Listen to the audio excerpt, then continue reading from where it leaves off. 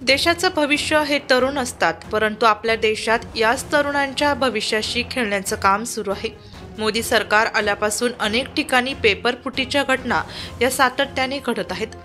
नुकत्याच निदर्शनास आलेल्या JEE नीट या परीक्षांमध्ये सुद्धा मोठ्या प्रमाणात गैरव्यवहार झाल्याचे आढळून आलेले आहे।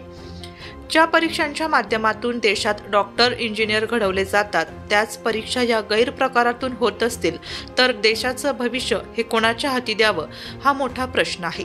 तसेच विविध परीक्षांच्या माध्यमातून शासन हे बेरोजगार तरुणांचा बळी देत आहे। विविध परीक्षांसाठी अवाढव्य फी आकारून विनाकारण विद्यार्थ्यांना त्याचा मानसिक आर्थिक त्रास सहन करावा लागत आहे।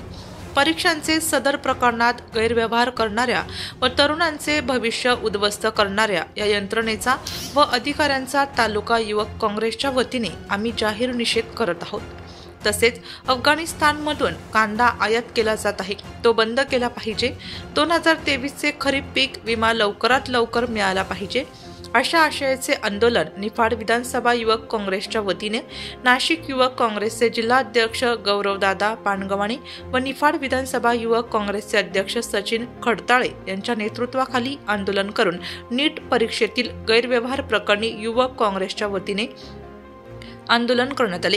याप्रसंगी कार्यकर्ते व विद्यार्थ्यांच्या उपस्थितीमध्ये तहसीलदारांना निवेदन देण्यात आले।